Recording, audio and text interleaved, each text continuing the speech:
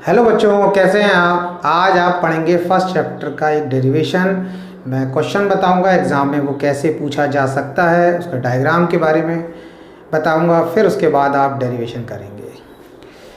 Question ये है आपका कि एक चार्ज सर्कुलर लूप है या चार्ज सर्कुलर रिंग। एक रिंग है मेटल का, उस पर चार्ज है, ये प्लस चार्ज है। इस रिंग का रेडियस जो है वो है आपका ए लिख दिया। ये इसकी एक्सिस हो गई, ये इस रिंग की एक्सिस एक ऐसी स्ट्रेट लाइन होती है जो रिंग के सेंटर से जा रही होती है और रेडियस के साथ 90 डिग्री बना रही होती है। इस तरीके से यहां पर 90 डिग्री बना रही है, ये इसकी एक्सिस हो गई। आपको करना ये है, क्वेश्चन आपसे ये पूछा जाएगा कि इस चार्ज सर्कुलर रिंग की वजह से एक्सिस पर किसी पॉइंट पर इलेक्ट्रिक फील्ड की इंटेंसिटी या स्ट्रेंथ निकालना है। Intensity of electric field due to a charge circular ring on its axis पर निकालना है। ये जो रिंग पर चार्ज है वो कितनी इलेक्ट्रिक फील्ड प्रोड्यूस करेगा। अब हमने क्या किया, सेंटर हो गया रिंग का, इससे हमने यहां पर पॉइंट ऑफ ऑब्जर्वेशन हम इस एक्सिस पर कहीं पर भी ले सकते हैं। अब आप ये देखें कि ये जो सर्कुलर रिंग है इस पर जो टोटल चार्ज है वो है Q, टोटल चार्ज Q है। हमने इस पर एक स्मॉल लेंथ ले लिया जिसको हमने dl से रिप्रेजेंट कर दिया। Small length dl, small time dt, small area ds। जब हम d लगा देते तो किसको रिप्रेजेंट करता है, स्मॉल, तो dl स्मॉल है। जब ये लेंथ स्मॉल है तो इस पर चार्ज भी स्मॉल होगा, यानी कि इतनी लेंथ पर चार्ज भी कम होगा। पूरे रिंग पर जितना चार्ज है वो q है, तो dl लेंथ पर dq हो गया। अब इसकी वजह से इलेक्ट्रिक फील्ड का डायरेक्शन हमने इस तरीके से बना दिया। ये हमारा पॉइंट ऑफ ऑब्जर्वेशन हो गया P। ये हमारा पॉइंट ऑफ ऑब्जर्वेशन का मीनिंग होता है जिस पॉइंट पर आप इलेक्ट्रिक फील्ड की इंटेंसिटी फाइंड करेंगे, एक्सप्रेशन फाइंड करेंगे उसका। अब इस छोटी सी लेंथ पर जो चार्ज है उसकी वजह से इलेक्ट्रिक फील्ड का डायरेक्शन ही होगा, तो हमने यहां पर एक एरो लगा दिया, ये डायरेक्शन बता रहा है। अब बात आती है कि क्या ये चार्ज जो इतनी लेंथ पर लिया है वो ऐसे ही इलेक्ट्रिक फील्ड प्रोड्यूस कर रहा है? नहीं, ये चार्ज इधर भी इलेक्ट्रिक फील्ड प्रोड्यूस करेगा, ये इधर भी प्रोड्यूस करेगा। ऐसे हम एरो बना सकते हैं, इधर एरो, लेकिन जहां पर हमसे पूछा जा रहा है हम उसके अकॉर्डिंग डायग्राम बनाते हैं। हमसे इस पॉइंट पर पूछा है तो हमने माना कि जो इलेक्ट्रिक लाइन इस डायरेक्शन में आ रही है उसको हमने बना दिया। अब क्या करना है, सेंटर से पॉइंट ऑफ ऑब्जर्वेशन तक का डिस्टेंस ये ले लिया हमने r, स्मॉल r, और इस पॉइंट को भी हमने एक नेमिंग कर दिया, यहां पे लिख दिया m, और m से जो p तक का डिस्टेंस है उसे हमने रिप्रेजेंट कर दिया s से। अब अगर आप देखें MPO, ये आपका राइट एंगल ट्राइंगल बन गया।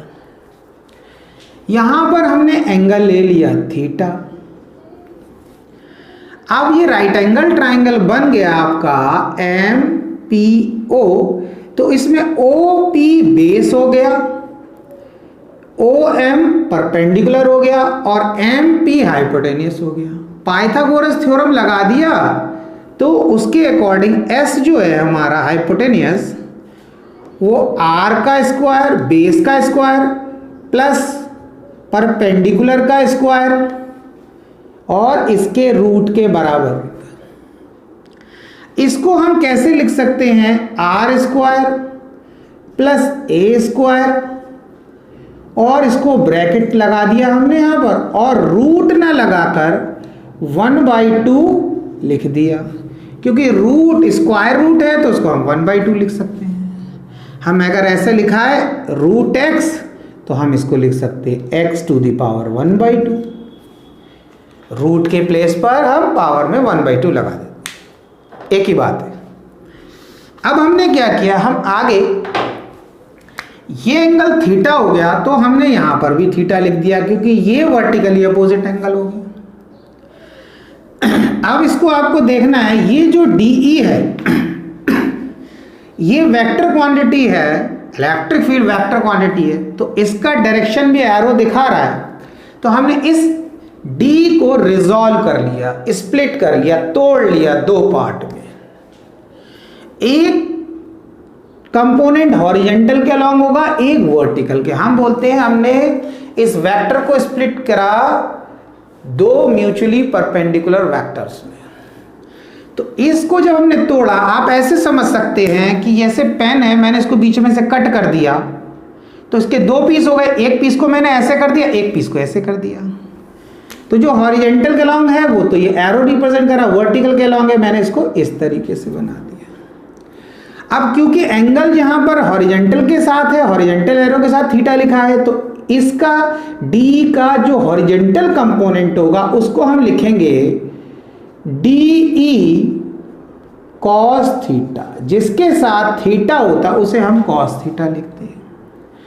जो वर्टिकल कंपोनेंट है उसे हम लिखेंगे DE साइन थीटा, इसको हमने DE साइन थीटा से रिप्रेजेंट कर दिया। S किसके बराबर है आपको समझ में आया, इस वैल्यू को मैं यहां पर भी लिख देता हूं, R² + A² की पावर 1/2।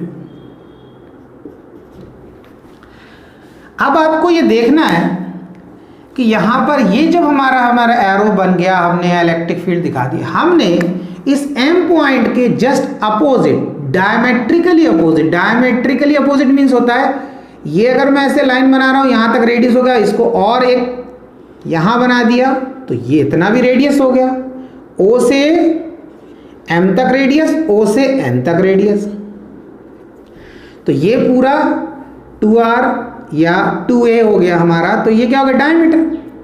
अब M N का डायमेट्रिकली, यानी कि डायमीटर के अगर हम इसको ले रहे हैं तो उसका अपोजिट पॉइंट, और N M का डायमेट्रिकली अपोजिट है। अब हमने यहां पर भी बिल्कुल उतनी ही लेंथ ली जितनी यहां पर ली थी DL, और जब लेंथ इक्वल है तो इस इक्वल लेंथ पर इक्वल अमाउंट में चार्ज होगा, क्योंकि इस रिंग पर जो चार्ज है वो यूनिफॉर्मली डिस्ट्रीब्यूटेड है। यूनिफॉर्मली डिस्ट्रीब्यूटेड का मतलब होता है अगर इक्वल लेंथ के पीस कट करोगे तो उस पर इक्वल अमाउंट में चार्ज होगा। अब हमने क्या किया, यहां से भी एक ऐसे करके इलेक्ट्रिक लाइन बनाई इसी पॉइंट के लिए, क्योंकि वही है कि हमें इसी पॉइंट की बात कर रहे हैं, तो यहां से हमें इस पॉइंट की तरफ ही लाइन बनानी है। वो इलेक्ट्रिक चार्ज यहां पर प्रोड्यूस कर रहा है इलेक्ट्रिक फील्ड, वो बनानी नहीं है क्योंकि हमसे पूछा ही नहीं है यहां पर। तो हमने यहां से एक इस तरीके से एक इलेक्ट्रिक लाइन यहां से दूसरी बना दी, ये, और इसको भी हमने DE से रिप्रेजेंट कर दिया। अब ये जो DE है इसको भी हम रिजॉल्व करेंगे, लेकिन उससे पहले हम क्या करेंगे, यहां पर भी हम थीटा लिख देंगे। अब ये थीटा बराबर इसलिए हो गया क्योंकि ये डायमीटर है और ये जो एक्सिस है डायमीटर के सेंटर से पास हो रही है और डायमीटर पर 90 डिग्री बना रही है।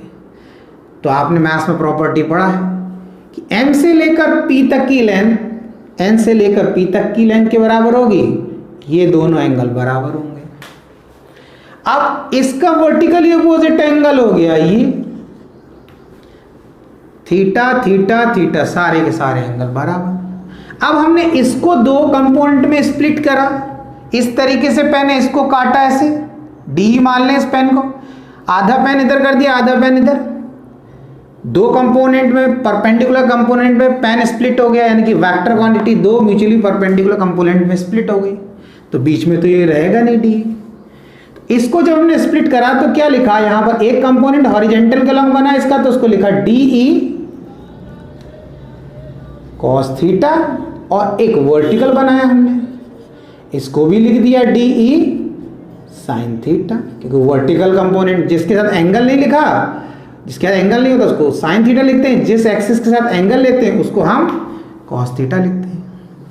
अब आप इस डायग्राम में देखें, ये जो डी साइन थीटा और ये जो डी साइन थीटा है ये इक्वल इन मैग्नीट्यूड और अपोजिट इन डायरेक्शन है, ये एक दूसरे को कैंसिल कर देगा। तो आपके पास सिर्फ ये दो कंपोनेंट रह जाएंगे, D cos theta, D cos theta. अब बात आती है कितने कंपोनेंट बनेंगे, क्या सिर्फ दो ही कंपोनेंट बनेंगे डी कॉस थीटा? नहीं, हमने यहां पर एक लेंथ लिया डीएल, यहां पर एक लेंथ लिया डीएल, इसीलिए ये दो कंपोनेंट ये बने, दो कंपोनेंट ये। इन्होंने तो एक दूसरे को कैंसिल कर दिया, रह गए दो कंपोनेंट, तो हम अब इन्हीं की बात कर रहे हैं। अगर हम और ऐसे छोटे छोटे छोटे कंपोनेंट लेंगे डीएल डीएल डीएल, तो ऐसे बहुत सारे, हर एक कंपोनेंट डीएल जब हम लेंगे और उससे इस तरीके से इलेक्ट्रिक फील्ड का डायरेक्शन दिखाएंगे तो उससे दो कंपोनेंट बनेंगे, एक हॉरिजॉन्टल और एक वर्टिकल। आप इसको ऐसे समझ सकते हैं जैसे कि ये हमारे पास एक सर्कुलर रिंग, आप देख सकते हैं इसी तरीके से ऐसे रखा है बोर्ड पर, ये इस तरीके से रखा है, इस पर चार्ज है, ये इसकी एक्सिस है, ये रेडियस है, ये रेडियस के साथ एक्सिस 90 डिग्री बना रही है। इस पॉइंट पर हमें इलेक्ट्रिक फील्ड निकालनी है। हमने क्या किया, यहां पर डीएल लेंथ लिया, इस पर चार्ज डी क्यू, इसकी इलेक्ट्रिक फील्ड ऐसे बना दिया, ये डायग्राम में दिखाया। यहां इलेक्ट्रिक फील्ड जा रही, इसको हमने जब रिजॉल्व करा तो कैसे रिजॉल्व करा, एक कंपोनेंट इसका कैसा बना, हॉरिजॉन्टल के लॉन्ग, और एक कंपोनेंट इसका कहां बना, वर्टिकल के लॉन्ग, नीचे की तरफ। फिर हमने इसके अपोजिट पॉइंट लिया यहां पर, तो यहां से इलेक्ट्रिक फील्ड का डायरेक्शन कैसे, इस तरीके से, ध्यान से देखना है। इसके दो कंपोनेंट बनाए, एक हॉरिजॉन्टल के लॉन्ग और एक वर्टिकल के लॉन्ग। अब इस वर्टिकल वाले ने इस वर्टिकल को कैंसिल कर दिया, वर्टिकल अपवर्ड, वर्टिकली डाउनवर्ड को कैंसिल कर दिया। पर ये जो हॉरिजॉन्टल के लॉन्ग दोनों कंपोनेंट है, इनका डायरेक्शन सेम है। अब आप एक चीज समझे, अब हमने दो पॉइंट और ले लिए। मान लिया हमने यहां पर ली डीएल, ध्यान से देखना है बच्चों, डीएल लेंथ ली, इसकी वजह से इलेक्ट्रिक फील्ड का डायरेक्शन, इसकी वजह से इलेक्ट्रिक फील्ड का डायरेक्शन ऐसा आ जाएगा। जब इलेक्ट्रिक फील्ड यहां पर डीएल की वजह से इलेक्ट्रिक फील्ड का डायरेक्शन ऐसा आ जाएगा, तो इसके दो कंपोनेंट कैसे बनेंगे, एक हॉरिजॉन्टल के लॉन्ग और एक इस तरीके से आपकी तरफ। फिर हम इस पॉइंट का डायमेट्रिकली अपोजिट कहां लेंगे, यहां पर, उसकी वजह से इलेक्ट्रिक फील्ड का डायरेक्शन कैसा बनाएंगे, इस तरीके से आता हुआ। और जब ये इलेक्ट्रिक फील्ड ऐसे बनाएंगे, जब इसको रिजॉल्व करेंगे, इसके दो कंपोनेंट, एक हॉरिजॉन्टल के लॉन्ग और एक मेरी तरफ। अब जो आपकी तरफ वाला एरो था डी साइन थीटा, वो मेरी तरफ वाले एरो डी साइन थीटा को कैंसिल कर देगा। तो हमने कितने पॉइंट लिए, एक टॉप पर, एक यहां पर, एक यहां पर। अब इस तरीके से हम बहुत सारे ले सकते हैं। तो हर एक पॉइंट का डायमेट्रिकली अपोजिट पॉइंट जरूर होगा, यहां लिया तो यहां होगा, तो उनके दो दो कंपोनेंट बनते जाएंगे।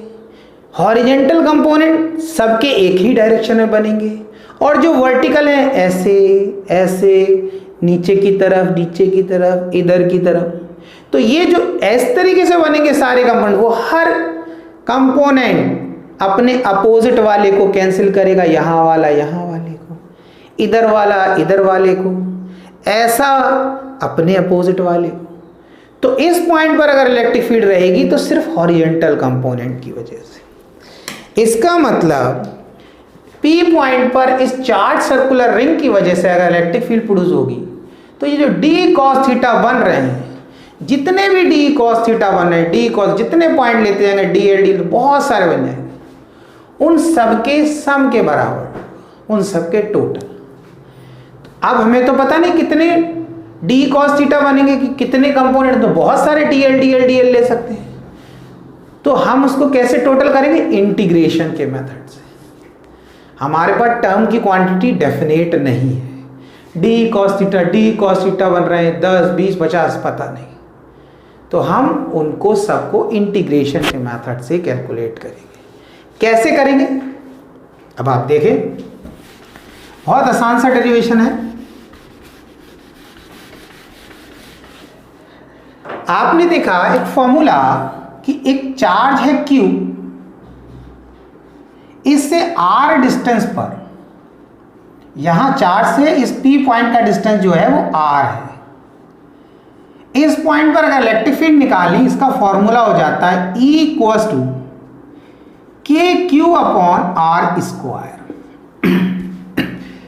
अब यहां पर क्या हो रहा है, ये जो छोटी सी लेंथ लिया dl, इस पर चार्ज है dq। इस चार्ज की वजह से P पॉइंट पर इलेक्ट्रिक फील्ड का एक्सप्रेशन कैसे बनेगा, आप देखें इस फॉर्मूले की हेल्प से हम कैसे बनाएंगे। हमने लिखा K के प्लेस पर K, ये K क्या है, electrostatic force constant, 1/4πε0, numerical value 9 × 10⁹, जो कूलम्स लॉ में आपने यूज किया। Q के प्लेस पर, क्योंकि यहाँ पे तो चार्ज dq है हमारा, तो हम यहाँ लिख देंगे dq अपॉन, अभी चार्ज से पॉइंट ऑब्जर्वेशन तक का डिस्टेंस लेते थे यहाँ पर, तो यहाँ पर जो चार्ज है उससे पॉइंट ऑब्जर्वेशन तक का डिस्टेंस s है, तो हमने लिख दिया s स्क्वायर। अब क्योंकि स्मॉल अमाउंट में चार्ज है तो इलेक्ट्रिक फील्ड जो प्रोड्यूस होगी वो भी स्मॉल अमाउंट में होगी, तो ये हमारा D का एक्सप्रेशन बन गया। इतना है समझ? ओके। अब क्या करेंगे, हमें इस जो DE बने, D cos theta, D cos theta, बहुत सारे बने होंगे, हमने तो सिर्फ ये 2 ही बनाए हैं, उन सबको कैलकुलेट करना है। तो हमने क्या किया, हमने नेट इलेक्ट्रिक फील्ड E लिख दिया equals to sign of integration और DE cos थीटा। जितने भी कंपोनेंट हैं अब सारे के सारे ऐड हो जाएंगे। इतना समझ में आया? उसके बाद हमने क्या किया, साइन ऑफ इंटीग्रेशन ऐसे ही लगाया, DE की ये जो वैल्यू है यहां पर हमने बना लिया DE का एक्सप्रेशन, इसको हमने यहां पुट कर दिया, तो क्या हो गया, K dq upon S square. अब हम इनको क्या करना है, इस cos थीटा की वैल्यू यहां पुट करना है। अब हम फिर यहां आ गए डायग्राम में, हमने देखा triangle, in triangle MPO, in triangle MPO, हमने MPO ये ट्राइंगल ले लिया MPO, इसमें हमने लगाया cos थीटा का फॉर्मूला, क्योंकि हमें cos चाहिए। यहाँ cos थीटा होता है बेस अपॉन हाइपोटेन्यूस। बेस कितना है यहाँ पर, OP, R से रिप्रेजेंट कर रहे हैं, और हाइपोटेन्यूस कितना है यहाँ पर, MP, जिसे हम S से रिप्रेजेंट कर रहे हैं। इतना क्लियर हुआ? अब हम क्या करेंगे, इस R अपॉन S को यहां पे पुट कर देंगे, R अपॉन S को हमने यहां पुट कर दिया, इसको रब कर देंगे।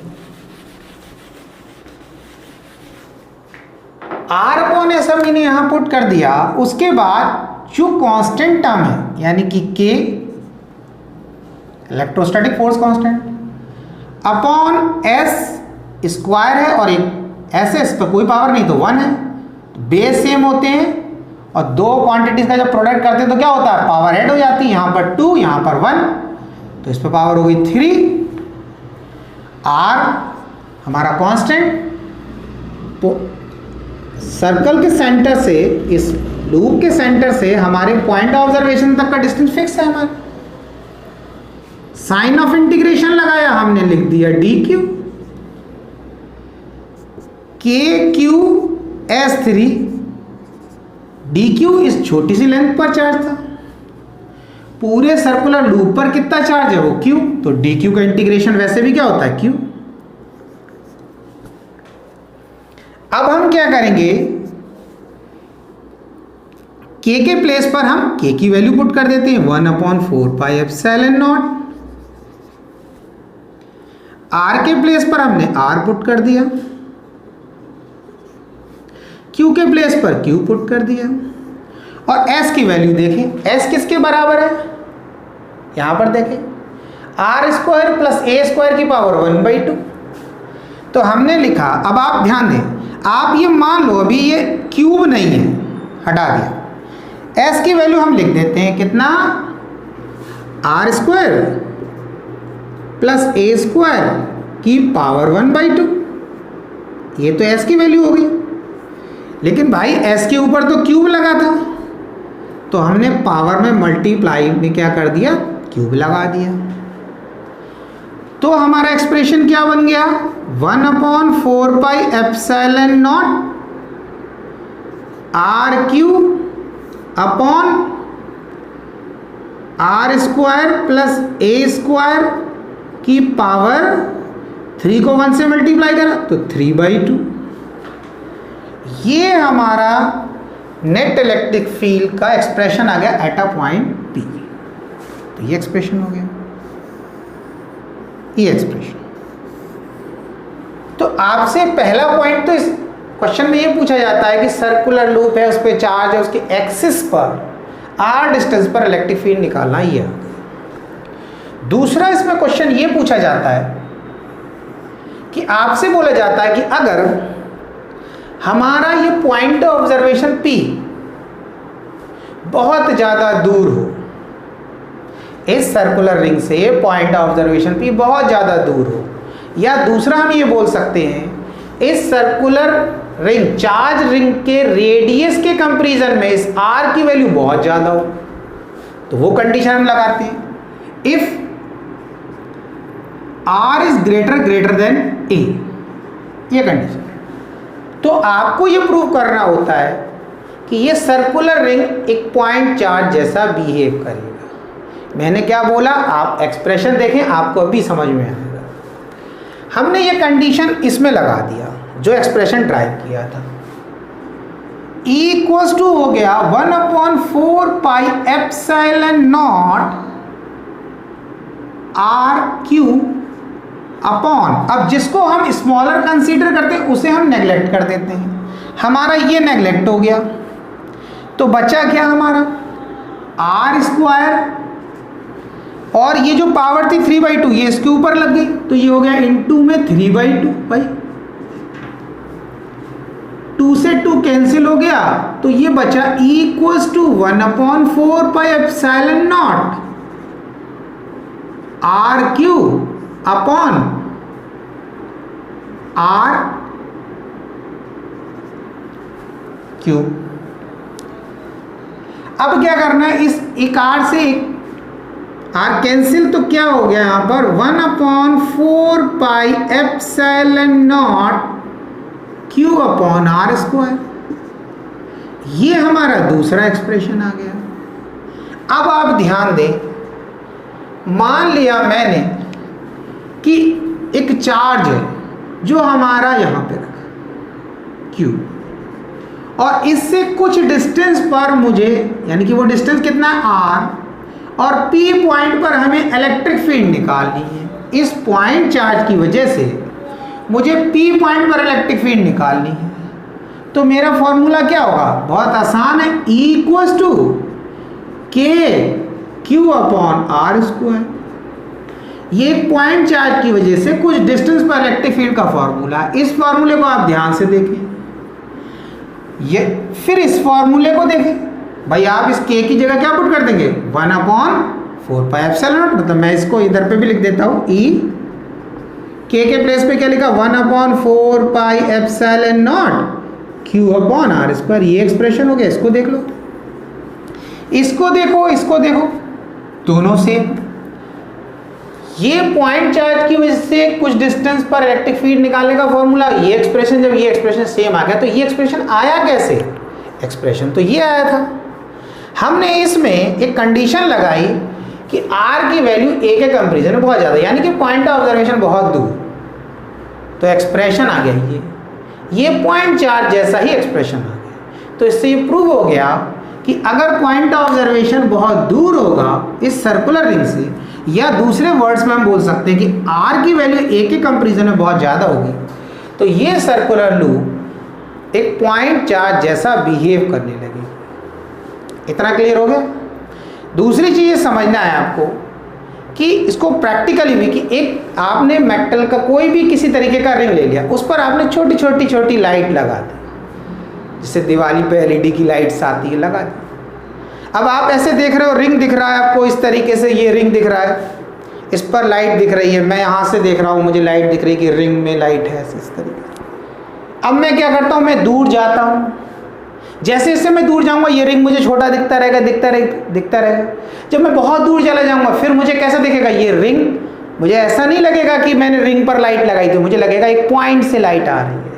जैसे आप देखते हैं कि आप कहीं ट्रेन में जा रहे हो दूर, आपके पैरेलल में अगर रोड है तो वहाँ पर जो व्हीकल्स जा रहे होते हैं, छोटी छोटी सी कार, छोटे छोटे से ट्रक दिखते हैं। क्यों? क्योंकि उनका डिस्टेंस ज़्यादा हो जाता है।